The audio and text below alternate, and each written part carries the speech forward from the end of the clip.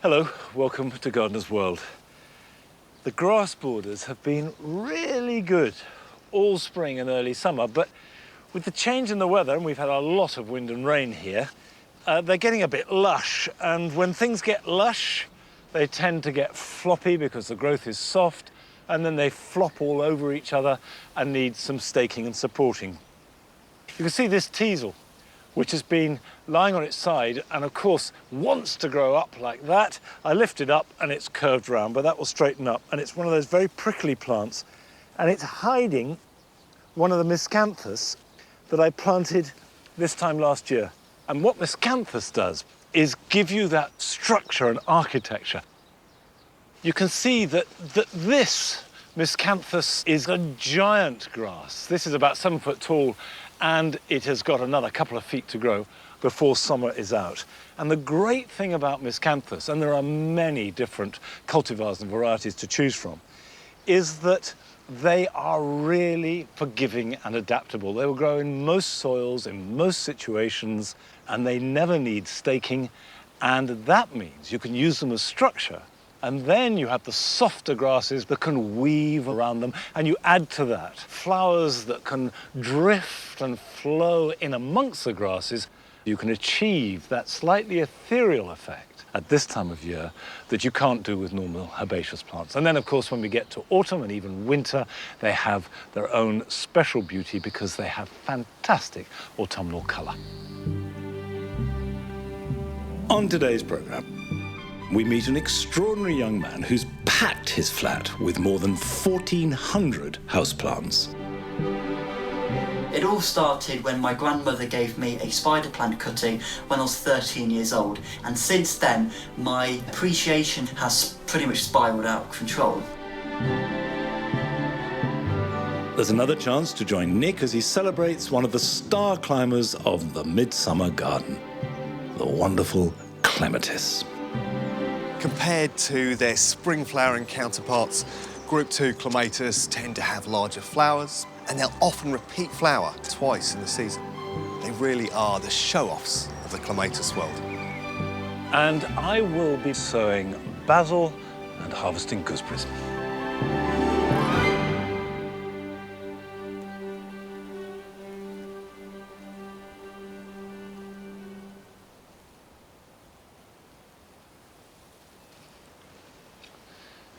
One of our annual rituals here is that I harvest my first potatoes around the time of my birthday.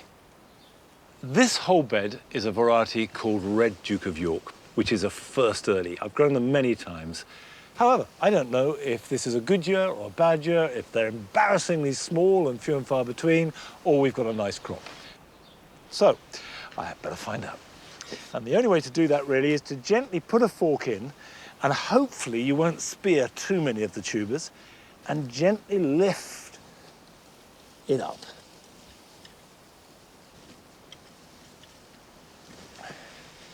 Now that is the seed potato. That is the potato that I planted, and very often it's rotten when you pull them up. So don't worry if the seed potato is slimy and horrible. It's nothing going wrong at all. It's simply done its job, and now it's finished and it's rotting away. Now, let's have a rummage. There you are. Look, nice spuds. Now, a good rule of thumb when harvesting potatoes is to go by how long they've been in the ground. These were put in the ground on the 10th of April, and 90 days is the rule of thumb for first earlies. 100 days for second earlies, and 120 days, i.e. 4 months, for main crop. Now, as well as first earlies, I've got a bag here of main crop, because you can grow potatoes in any container that will hold soil. You can grow them in a dustbin perfectly well, as long as there's drainage. This is a variety called pink fir apple. The pink is the same, but they're a very different shape. They're sausage shape and slightly lumpy and ridged, and they're very waxy. And all that needs to happen to these for the moment is just to earth them up a bit. Just get some compost and top up around them. It'll give more room for tubers to form in, and also mean that those that do form will be kept dark. It's really important that tubers, as they develop, are not exposed to light, because if they are, they will turn green and that stimulates a poison and you can't eat them. So I will add more compost to these in about 3 weeks' time, keep them very well watered, a feed of liquid seaweed once a week, and they will be ready to harvest at the beginning of October. Now, last year, Nick was celebrating the joys of the large flowered clematis, which are at their best at the peak of summer.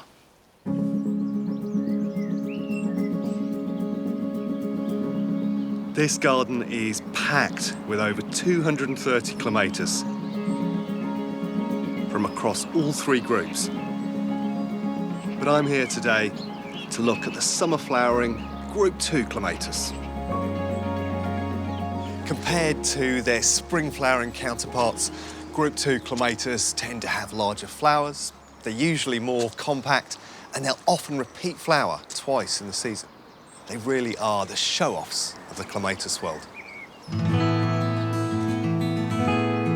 While Group 1 clematis flower from February to May, Group 2 produce their main flush of flowers in May and June, and again, with a little help, later in summer.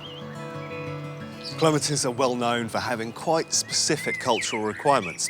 They generally like to have their tops up in the light, but the key bit is that their roots are cool and damp and shady. Now, that might suggest to you that you can't grow them in pots, but actually, if you get a large enough pot, you can easily get away with it. So something of this scale works really well. Now, of course, you need to make sure it stays very damp and keep it really well fed. Now, this is a particularly beautiful clematis. It's called Viva Polonia. It's got that lovely quality to it, very, very pale centre, which really makes it pop. If you look further down the plant, it's doing something quite interesting here. On this outer structure, it's starting to turn green, almost leaf-like. Let me explain why that is. So if you take a typical flower, say a rose, you've got very distinct floral structures. Around the outside here, you've got the sepals, which form the bud or hold the petals up, and the petals in the centre. When botanists can't differentiate floral parts between being a sepal or a petal, they call it a tepal. And so what you see on clematis are a series of tepals. They're not petals at all. They're quite different, and that's why they can revert and take on these green tones. They really are fascinating plants.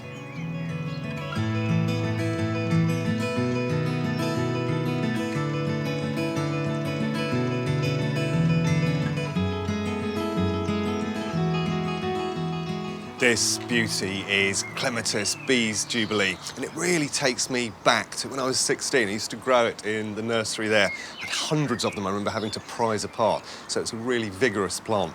Now, it first appeared in 1958, and it's got an Award of Garden Merit. So that means it's tried, tested, and a good, healthy plant. What's lovely about it is that you've got this beautiful, deeper tone through the centre of the tepal, which makes it very, very distinct. Now, it flowers for about 6 weeks in midsummer, and then it will repeat again in the autumn and around September time, so it gives you really good value.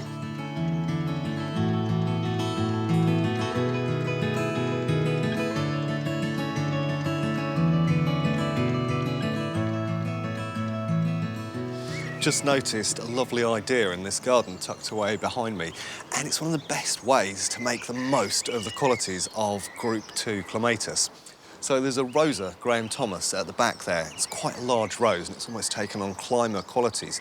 And what happens with so many of the big climbing roses is they tend to have bare bases, stems with no foliage and no flowers. But by using a Group 2 under there, it's come up to about 2 metres, totally covered those ugly stems, and it's got the added bonus that those beautiful flowers of the clematis associate fantastically with the rose. So it's a real double win.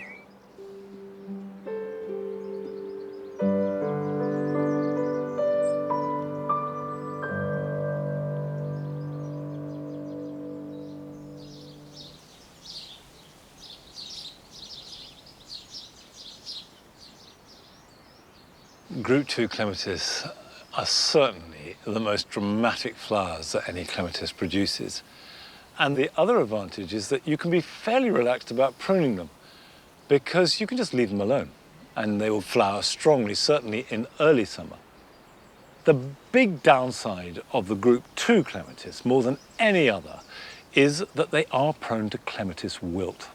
And you notice it, the tips of the plant will start to look as though they're dying. And the whole plant, within a day or two, can completely shrivel up and die back. And it looks absolutely awful. But if you cut it down to the ground, then it will regrow, and the regrowth will be completely healthy. Now, group 3 clematis are now really beginning to take over, and these are the ones you cut down to the ground in early spring. There's masses of growth and then masses of flowers, and they will go on, some of them, until the first frosts. And they are pretty much trouble-free, but not completely. I've got an example here. Have a look at this. This is a clematis called Madame Julia Corrivan, and it has been growing here for about 10 years completely healthily. But you can see there is dieback, and it's not clematis wilt for 2 reasons. The first is that group 3 clematis hardly ever get it, and 2, it's not dying back from the top, because you can see the top growth is actually fine. It's dying back from the bottom. And we've hardly ever had this before, and we've got it on about 4 or 5 of our clematis. And I think that it's because this year is exceptional. We had an incredibly wet winter. And clematis hate being too wet, and they certainly hate being too dry. And just as they were putting on most growth, we had one of the driest springs on record. So this, which is about a 10-year-old plant, was stressed for months on end, and so it's in trouble. However, I'm going to treat this exactly as you do clematis wilt. I'm going to cut right back to the ground, and I will fully expect that to regrow healthily from the base. Now, I do want to plant a clematis, and I've got one that I want to put over on the other side of this path. Now, this is Clematis tangutica Helios. This is a group 3 late flowering clematis, and the Helios refers to these sun-like yellow flowers. And seed heads are really beautiful because they're silky and white, and of course will last all winter long. Now you can see that I'm going down because the secret of planting all clematis is to plant it deeper than the depth that it is in the pot when you buy it. And that is about 3 inches deeper than it was in the pot. So when I backfill it, even some of the leaves will be under the ground. It means that if you cut back, there is good material underground from which new healthy growth can appear. Okay, let's backfill that. If your soil is sandy or chalky or very light, put in 6 inches of compost or manure. So if it's very hot and dry and the top 6 inches becomes baked, the roots are still getting moisture from deeper down in the soil. Before I backfill completely, I'm going to leave a depression because I want to fill it up with a whole can of water.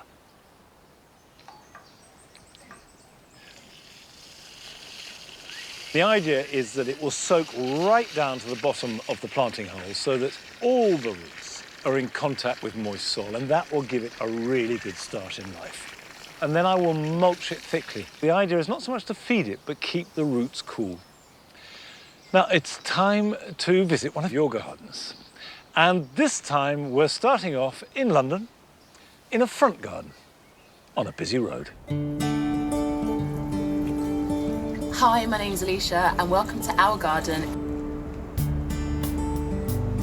We have a small garden on a road, so we have to think of imaginative ways to make it intimate, relaxing, and versatile.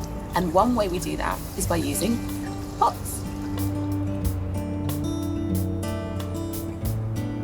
This is a pot I made a few weeks ago. I used some marigold seeds that I harvested from last year, and they've come up beautifully, along with some calendula and some lobelia, so that can trail over the side. This centerpiece is this really stunning silver dust that I got when it was this small. What's lovely about silver dust, especially in my region, is that it's evergreen. So this pot will continue through winter and will give me some really beautiful colour and structure. So one of the most relaxing things to add to your garden is a water feature. Now what we've done is we found a pot, we added some water, and we got some really beautiful stones from a local gardener. We added the stones after cleaning them with a toothbrush and purchased one of these. Now this is a solar powered fountain that you get from any online retailer. Pop it in the water, and with a little bit of sun, you have a fountain. So if you only have a front garden for your outdoor space, why not try to be inventive and create something really special for you to spend your time in, even if it's beside a road?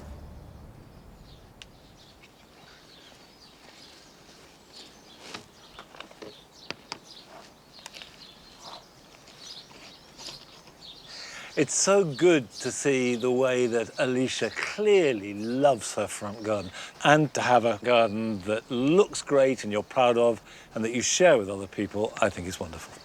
Now, I'm sowing here some green basil. And this is really because I love pesto. And the first stage is to put some compost into a seed tray and then scatter seeds thinly, because these will have to be pricked out and grown on in either individual plugs or pots. It is really important to realise that what you're trying to do is raise individual large plants.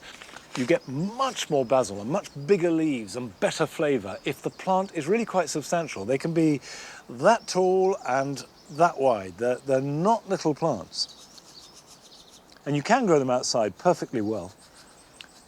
But if you've got a greenhouse or a cold frame, then so much the better. I've planted some under cover and some outside, exactly the same lot from the same packet of seed, and the difference is really dramatic. Just cover them up very lightly, like that. Press them down so they're in good contact with the compost. I will water that well and put it somewhere hot. In fact, it'll be on a heated mat in the greenhouse to germinate. If you haven't got that, then a windowsill is fine. But keep them warm, keep them well watered, and then as soon as true leaves appear, we can prick them out, but I'll do that with you in a few weeks' time. Now, if you haven't got any kind of garden at all, then the plants you're going to grow will have to be houseplants. But that needn't limit the range or scope of your horticultural imagination.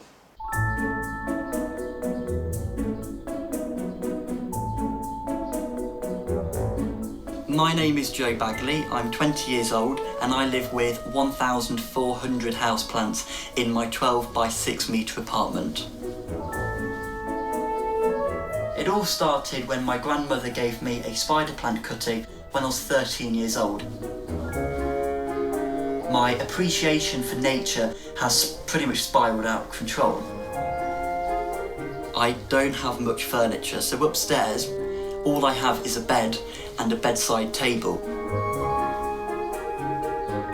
When people who have never seen this place come in, I see their expression on their face, and it is quite fantastic going from a typical domestic household with a couple of plants on a table or in the corner to quite literally having to brush past the foliage to get in between the rooms.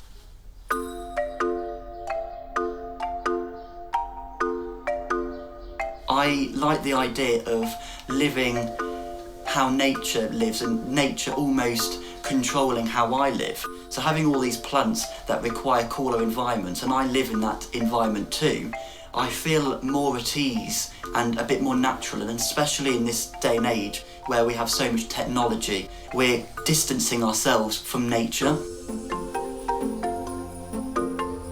Living with so many plants that are all going through different stages of their life all at once is a fantastic way to highlight the circle of life.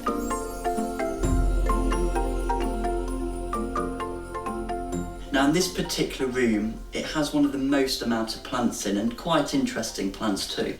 So at the end here, I've got an Oxalis triangularis. So the crimson purple looking leaves are beautiful, especially the triangular shaped foliage. Now these actually move and they're called nyctinastic responses. So in the day they open up and it looks a little bit like a satellite dish, and at night it will shut and it will form an umbrella type shaped leaf. So the one next door to me here is an asparagus fern. And this, when I first got it, only had a couple of fronds, a couple of leaves, and since then it has just exploded in foliage. Now at this moment I've got lots of little new stems, some of them are about 2 meters. These are pretty easy to look after, you just have to make sure you don't underwater it, because persistent droughts will cause yellow needles, and as soon as the needles turn yellow they'll start to drop, and that's what one of the most common issues with owners are.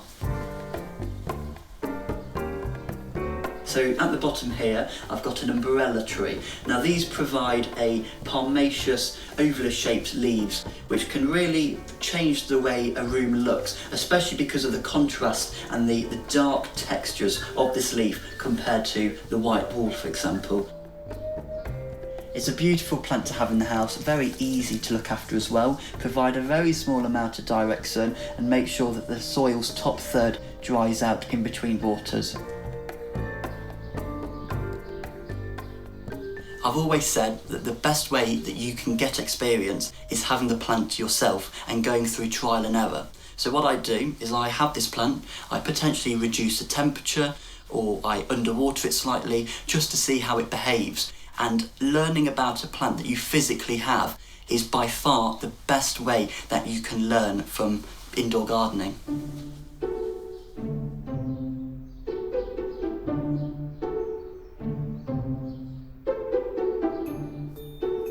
This plant is called Epiprenum pictum agreus and is commonly known as devil's ivy. This particular specimen grows around 40 centimetres a year and requires very little cultivation. I water it once a week just to keep it on the moist side. However, if you do forget, this is also very forgiving. I keep this plant attached to the wall via sticky pad hooks. I don't use nails because I don't want to drill holes in the wall. The longest vine on this specimen is around 6 to 7 metres and it coils itself around the wall, and it's actually growing over the wall into the shower now.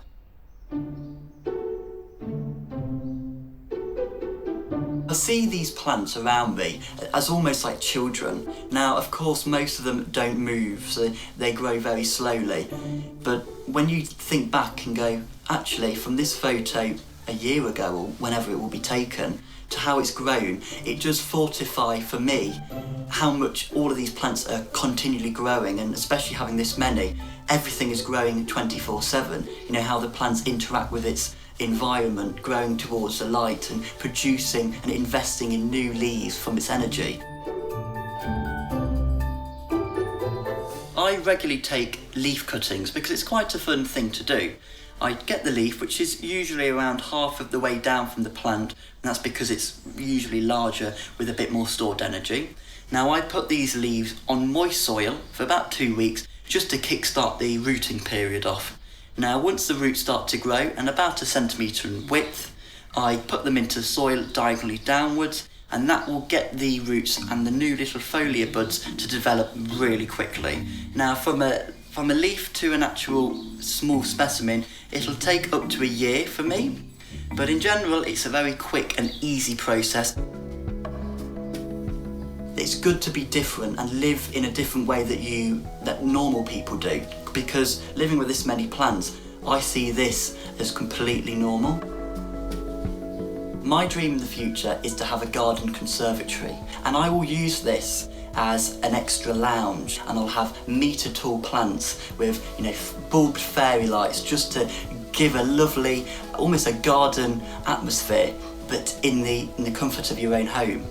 And not only that, but when it does rain, you will not only be surrounded by low foliage, but you'll also have the pitter-patter of the rain to really reinforce nature at its finest.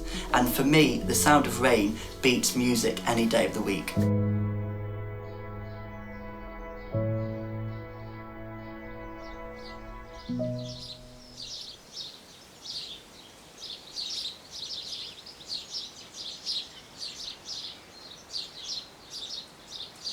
Now here, Nelly, bring it here. Come on, come up here. Good girl, well done. Now don't disappear now. Bring it to me. There's a good girl. Thank you. What fabulous plants. I've been growing these gooseberries for the last 3 years now, so this is the third season. And they produced good gooseberries last year. You try saying that in a hurry, good gooseberries. And they've been even better this year. And in fact, it is a really good year for soft fruit. And now it's time to harvest them. And they come away pretty easily by pulling them off with your fingers, but it's better really to snip them if you can. Gooseberries are so forgiving. You can grow gooseberries in shade, you can grow them in sun, they really are not fussy about soil. In fact, arguably, the poorer soil, you get better gooseberries. If you grow them in too rich conditions, you get a lot of foliage and not so much fruit. And I'm growing them here as cordons. So each individual plant is grown at an angle, slanted up, and that means you can grow a lot of fruit in a very, very limited space. And gooseberries grow on old wood, so you can see there's no fruit on this year's growth. And it is amazing how much will come off this one small plant. Once you've picked the fruit, it's time to prune them. July is the perfect time to summer prune soft fruit like gooseberries. And the idea of summer pruning is to curtail the growth. You don't want this to be a great broad bush, which is what it's trying to be. We want to keep it as a cordon. So I can reduce that down to about 1/3 of its length. And they are so spiky. What I'm removing now is the lush new growth from this year. And what's left behind will bear next year's fruit. Now, gooseberries are tough plants and don't really need feeding too much. You can let them do their own thing. But if you do feed them, homemade comfrey feed is ideal for that. However, there is one drawback, that it can stink. Or at least, I thought it always did. But we've had a film from a viewer in Ireland that shows there is another way. Welcome to our garden in Rathcoole, County Cork. I love to share with you how I make comfrey liquid without the smell. Firstly, you just need a bin, rubbish bin with a hole, just a bucket to contain the comfrey liquid in. This is comfrey leaves that I've just chopped up. And it's nice and small, you know, about that size. You just fill your bin until you're about 3/4 ways up. Get a lid of an old drum and place that on top. And then get some weight. I've got a bucket with half a concrete block in it, and that crushes down on the leaves, makes the liquid quicker, and then cover it. Keep checking on it. It may take 2 or 3 weeks before the liquid comes. As soon as comfrey liquid appears in the bucket here below, no matter how small, if it's only a few teaspoons, get an old container and store it in it straight away. Because if you don't, it will evaporate. All your hard work gone. This is the consistency of the comfrey liquid. This is from the last batch I made. It's just like strong coffee without the smell.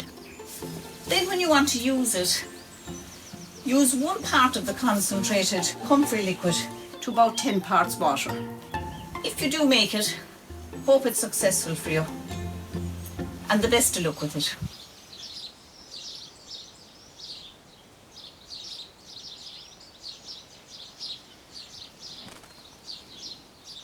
I think anything that gets rid of the horrible smell of comfrey as it's brewing into a good tea for plants is good news. So thanks very much, Evelyn. Now, I've taken the gooseberries back to the kitchen, and now I'm collecting fruit for a summer pudding. I've got red currants, and the other ingredient that you just must have in a summer pudding are black currants. Now, if you're not used to growing soft fruit, you might think that red currants and black currants sound similar and grow in a similar way, but they don't. Red currants essentially grow exactly like gooseberries. They grow off older wood, they can grow in poor soil, they are tough plants that will last for ages. Black currants, and as I lift that net, the smell of the black currant, because you get that black curranty smell in the leaves, in the stems, as well as the fruit. They like rich soil, really rich soil, sunshine. And also, they produce their berries on first, second, and third year growth, and thereafter they produce a lot less. And the plant becomes very woody and doesn't produce much fruit. So when you prune it, the idea is to renew each bush every 3 years. One way to do that is to cut a third of the oldest growth right down to the ground every year. And I'm often asked why we have upturned flower pots on top of the sticks that support the netting, and it's really easy. It's because then you can drape the netting over the top of these. That stops the netting sliding down, keeps it above the plant, keeps it nice and taut so birds can't get caught, and just works really well.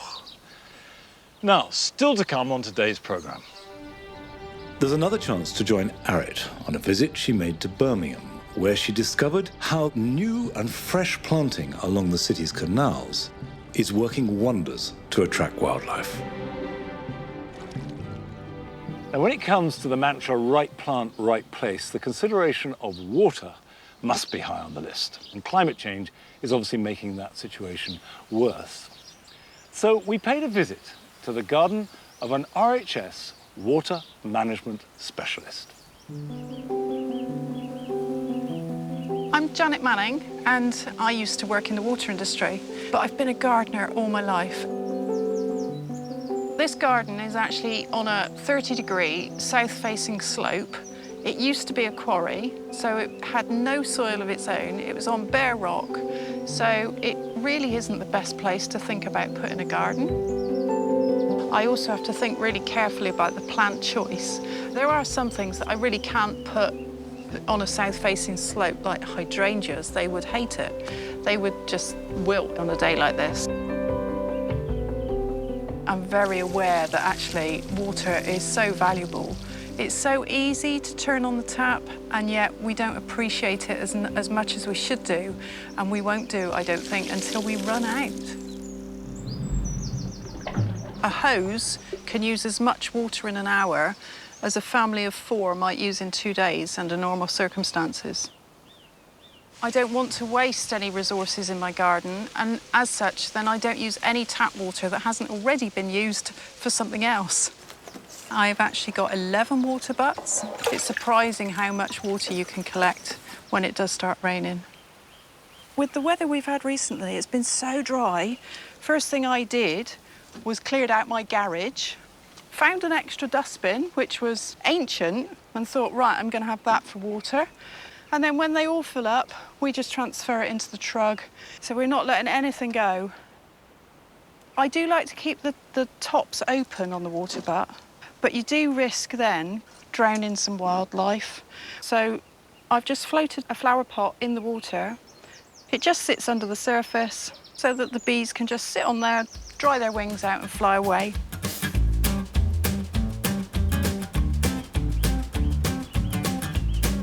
When we shower, we take the bucket in the shower with us. It's surprising how much you can collect, and we use that to water the plants. My teenage children do think that Mum's a bit crazy, but actually, I think they're beginning to realise that we all need to be thinking of different ways of changing our lifestyles. I've got a slight problem with my guttering on my garage. Sometimes it leaks, so I'm not going to waste it. I've got a bucket strategically placed to catch that.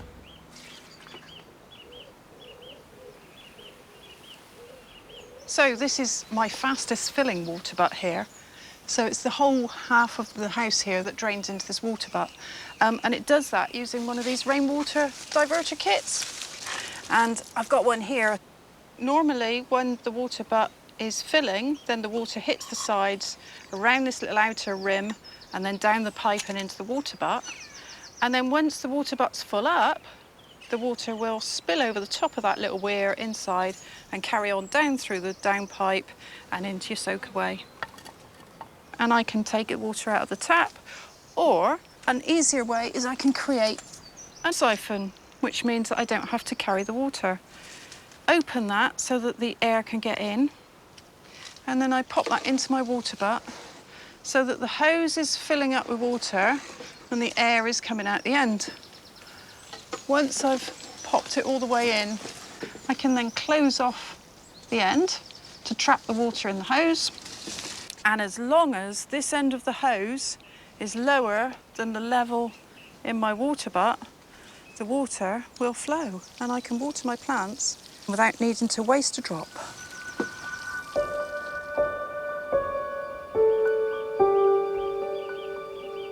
What I do with my containers is just give them 10% of the volume of the container every day.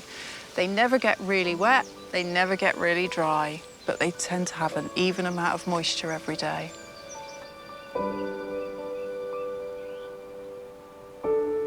There isn't any water to see here, but this is a really important area for making sure that the rest of my garden uses the minimum amount of water that we need. I make all my own compost. The really good thing about it is that it's the bacteria and the fungi that live in the soil that do all the decomposition for you. So we're not only watering the plants, we're actually watering to keep all those microorganisms alive, because then they produce all the bacterial poo, and all of that sticky substance that they're excreting then helps to form those crumb structures within the soil. Once you've got the crumb structure, then you've got air spaces between them. And when you've got air spaces and it rains, they all fill up like little miniature reservoirs. So you can actually capture more rain by adding organic matter to your soil, as well as providing the nutrients to your plants. We had a really big downpour exactly a week ago. It hasn't had any water since then, and it's been facing due south. 30 degrees heat yesterday, and if we look under here, you can see that this is still moist. So it's a great way of saving water for your plants. The best way to water a plant is to get the water to the roots. If the water goes anywhere else, it's of no use to the plant whatsoever. And allowing the water to run out the bottom of the pot and away, well, all you're going to do is take away all those soluble nutrients that the plant needs to grow, and they're going to wash out the bottom of the pot with the wasted water. So the best way to water is to just slow the flow. I can show you how to turn an ordinary terracotta pot into a self-watering container. It'll not only help you save water, but it'll also mean that the plant has water available to it when it wants it. So all you need is an old compost bag, and this is going to be a waterproof lining that sits in the bottom of the pot. Just tuck it down in, but make sure these edges are up, because any excess is going to go down the outside of the bag and out through the normal drain hole. So you'll know when you've filled it up still, because you'll still see water come out the bottom. Now I want to separate the soil from the water. I don't want the two to come together. So these pots, I'm just going to put upside down into the reservoir, and that's going to help hold the soil and form a structure of my reservoir. But this one is going to go up the right way round. Then I also need a way of getting the water into the reservoir. So I've got a spare piece of downpipe from my guttering, and that's just going to tuck down in between the pots. Then what you need next is something that's going to allow the water to drain through. So this is actually a piece of dumpy bag where you've had soil or compost delivered in a large amount. But if you haven't got one of these, you could use an old cotton t-shirt. That would actually work. I push that right down in to that upright pot, and then all the edges can get tucked in down the side. And so what you can see now is a little pocket where we're going to fill it with soil, but that's actually going to be sat in the water. So the next thing we need to do is fill it with compost. The important thing is that we've got some in that little pot that's the right way up, that is actually going to act as your wick. So that's going to get really saturated with water and provide that wicking action that brings the water up out of the reservoir and into the compost above it.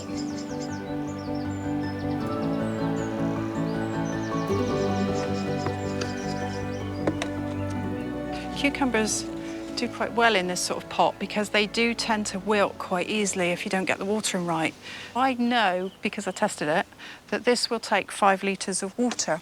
So I know I should be able to put all of this water down the pipe and you won't see any of it coming out from the saucer. There we go. The only last little bit that it really needs, I do this with all my containers, is add a mulch. That helps to insulate the roots, to reduce the evaporation from the surface. And there you have a self-watering cucumber. I would say just think twice about that hose pipe. We all need the water to wash our hands right now as well. And just surprise yourself at how little water you actually need to get a really good garden growing.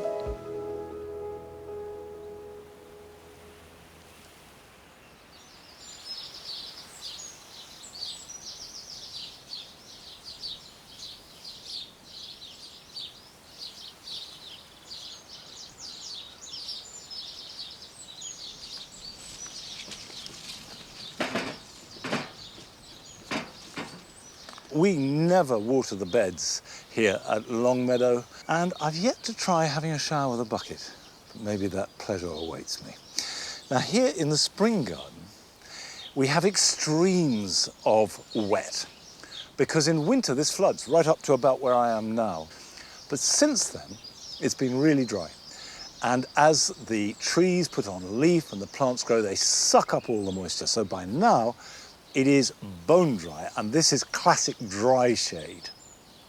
But that doesn't mean to say that you can't have plants that look good in summer as well as spring. These are Actea brunette, and it develops lovely chocolatey foliage throughout the whole of spring and summer. And then late on in the year, September or even October, it has these great racemes of white flower, and they in turn are followed by berries which can be black, red, or even sometimes white. These berries are poisonous, by the way, so I always cut off the flower head before they form. Now, it's not something that I plant as a clump, so if I place one there like that, because this will grow up and be about 4 foot tall with the plumes of flower reaching up to 5 foot, so really quite dramatic. This is Gilenia trifoliata, and I'm going to make a little group of these because I want a strong clump. And it's a herbaceous perennial, so it will die back and then the bulbs can come through it in spring, and then this will grow back up in summer. You can see it's got these lovely stars of flower borne on bouncing, swaying stems and these delicate leaves.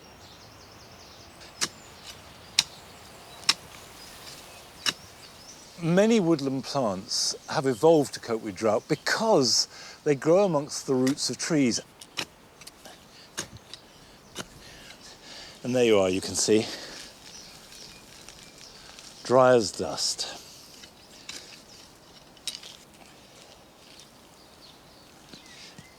So we'll put this in. When I finish this planting, I will give them a really good soak, and it is essential that even if a plant thrives in dry shade, when you first plant it, soak it well. And then after you've done that, keep it watered for the rest of that growing season.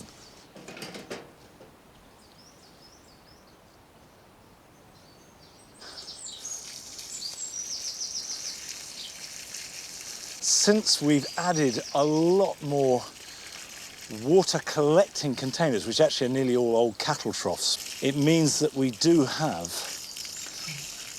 a generous amount, and we don't need to use a hose pipe for this sort of thing. And then having watered those, I'm going to mulch them. And if I put this round these plants good and thick, that will keep the water in, and the worms will work it into the soil and create the perfect growing conditions for these kind of plants. Now, it's always good to receive films from viewers' gardens around the world, and we've received one from Europe, which actually relates to this because it concerns an area of the garden that seems completely hostile to any kind of plant.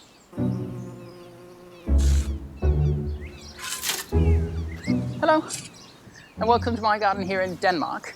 My name is Peter, and what I'd like to share is how inspiration from Gardener's World has helped me cure one of the biggest gardening headaches I've had since I started making this garden 3 years ago, and it is this place right here. Now, the reason for my headache is that this particular spot is right on top of an old well that's been sealed off by a lid of reinforced concrete. It's shallow and it's very fast draining. I just never thought we'd be able to have a border here.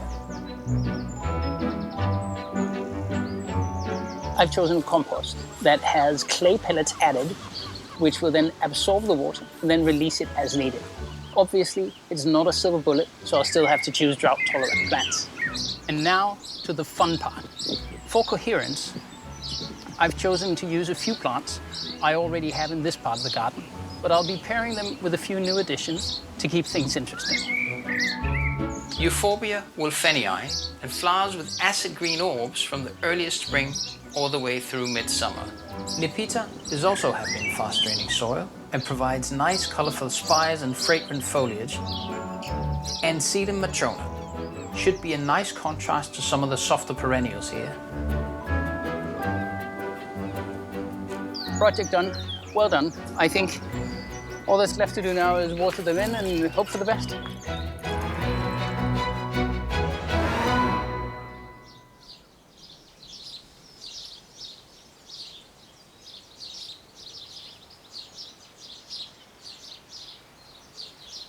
It is extraordinary how if you get the right plant in the right place, that old mantra again, how they can thrive in what seems to be completely inhospitable conditions. Well, what I'd love to do is see what it looks like in a year's time. So send us another film then, Peter. Now, I've just been checking these regal lilies, Lilium regale, for lily beetle.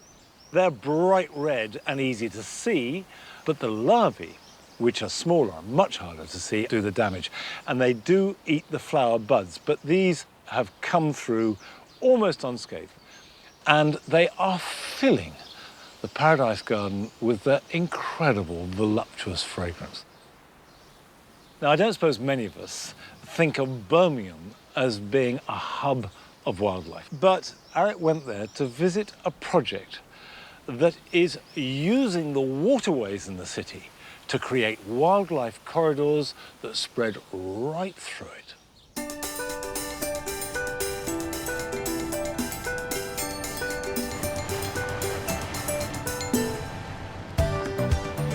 The Birmingham Canal Old Line is a wonderful setting in this city.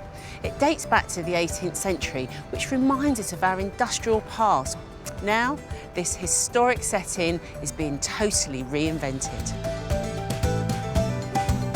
Here, the seeds of a new idea are germinating. Called Go Wild in the City, is headed up by Paul Wilkinson at the Canal and River Trust. In the old derelict spaces along the canal, a team of volunteers are making gardens to attract city centre visitors and encourage wildlife. It's so lovely being down by the canal, I have to say, Paul. We're very lucky to have this water and a corridor that goes straight through the city, connecting the countryside to the city centre. It's a known fact that the city centre is a real barrier for wildlife moving and migration, so we've got real opportunities. Yeah. We've also got an awful lot of people. We want them to stop and ask questions about what's going on. It's all about getting people connected to plants, so we need to have that wow factor. What's going on in this area? So this one's a semi-shaded area. We've got some scented plants because there's benches and we want people to brush up against them and get that smell and engage them. So we've got some salvias and lavenders. We've also got some quite visual plants going on. So really trying to capture something for everybody. And then, of course, I can't but notice the boat full of flowers. So this is the second section's in the sunshine, so we've got slightly different plants. And the sort of plants that you'd have seen in a lock cottage. Should we get on the boat and travel up to the next section? More than happy. You've been on a boat before? I love being on canal boats, I have Good. to tell you. It's just one of the most peaceful things.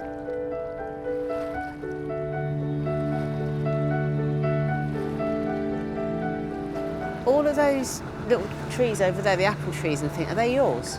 Yeah, we're putting fruit trees in these little pockets, and we've also heading out the canal along the towpaths, and we're going to have the longest linear orchard in the country, hopefully. Fantastic. And So then you'll, along have here people, we've got- you will actually have people eating them? Oh yeah, we'll have to have people eating them. Yeah, that's what we're doing it for. As a conservationist though, Paul, the angle that you really want to get going on down at the canal, just tell me a bit more about that. We're in the city here, so we're talking about a really degraded ecosystem. Yeah. There's lots of brickwork, very little habitat. And so these plants are bringing in that wildlife and they are building that ecosystem from the bottom. They're going to have a great impact on the pollinators, the insects. And because there's such a lack of insects here, there's a lack of birds and bats. So once we start to build the number of insects and invertebrates up, the bats will come in. I guess plant selection's got to be really key, hasn't it, Paul? You know, getting the right pollinators and thinking about drought tolerance. Some of these are well-known varieties. Some are cultivated varieties of native species, so we know that they'll probably support associated insects that the native plants do.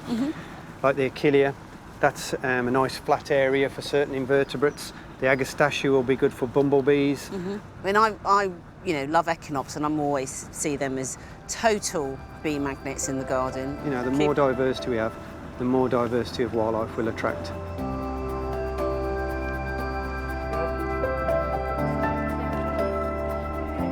Where do you want these, my darling? I think we should go with maybe taller things at the back and shorter things to the front. But at the same time, The volunteers have been kept busy today, and now it's their turn to create a sunny border using plants we've brought along that can manage well without too much maintenance.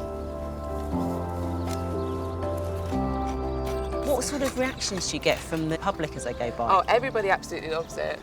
We always will be here planting and doing things, and you'll get people coming and stopping and telling us how beautiful it looks and how great it is that, we are wilding up Birmingham city centre, and then we'll be able to tell them about the plants that we've put in and how great they are for pollinators. Yeah. And everyone's just really happy to see it. And what have you enjoyed most, do you think? It's been great having such a steep learning curve and learning so much about all these different plants. You're doing a great job.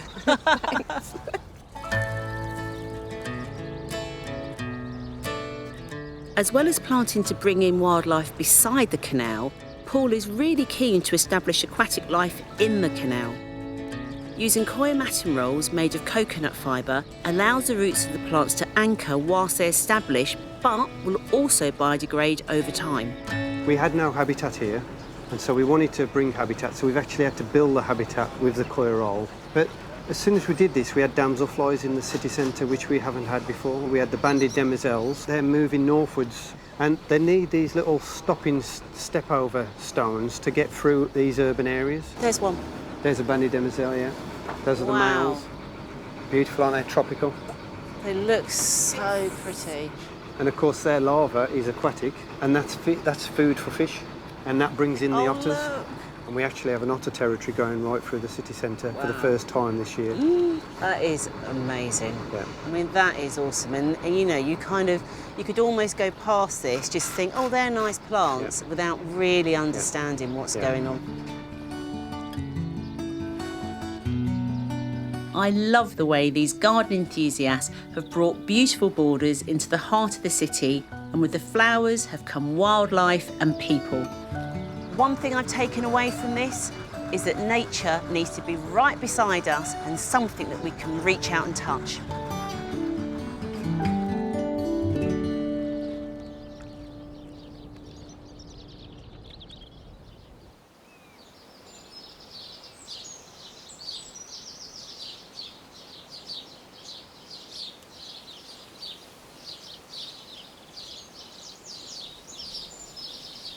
I certainly know that for myself over the years, the awareness of the wildlife and the chance to observe it is increasingly giving me pleasure.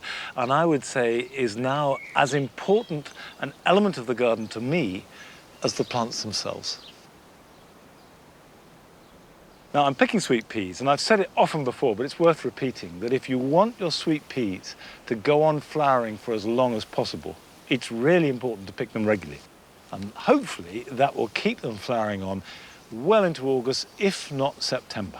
Now, I don't just want sweet peas, because these two beds, the last few years, have been for cut flowers. In this bed, I planted these up with dahlias about 6 weeks ago, and these were all plants that were too small to cope with the competition around them in a border. By planting them in rows here, with plenty of space in between them, they get a chance to bulk up. And at the same time, of course, they're producing their flowers that we can cut to take indoors.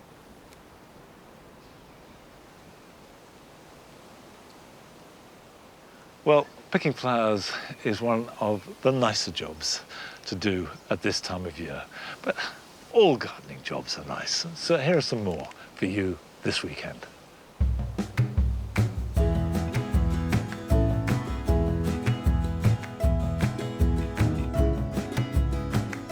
Although foxgloves have almost finished flowering, they are setting seed like mad, and little seedlings are growing all around the parent plant. So it's a good idea to dig up some and then pot them on individually.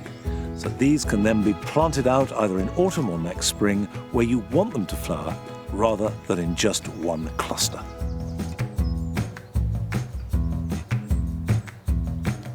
In order to keep roses flowering for as long as possible, it is important to deadhead regularly. And don't just pull off the spent petals, but using a sharp pair of secateurs, prune right back to the next side shoot, be it a leaf or a bud.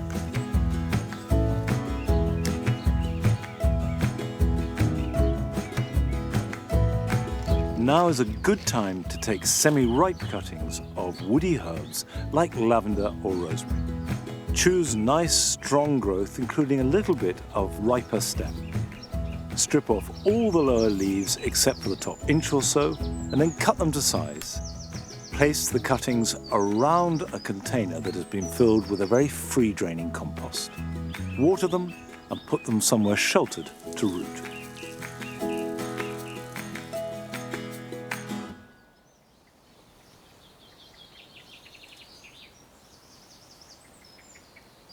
These delphiniums have completely finished flowering. You can see that they're setting seed and the seed is jangling, and that's where all the energy of the plant is going. So when delphiniums have finished flowering, the thing to do is to cut them right back at the base. Go down and take these right back, like that. That then means that light and air gets into it. The plant will regrow quite quickly, and there is every chance that it will reflower too before the end of summer. Well, that's all we've got time for this week. I shan't be here next week because I'm taking a week's break. But Adam will be with you next Friday at 8 o'clock from his garden. And I'll be back here at Longmeadow in a couple of weeks' time. So I'll see you then. Bye-bye.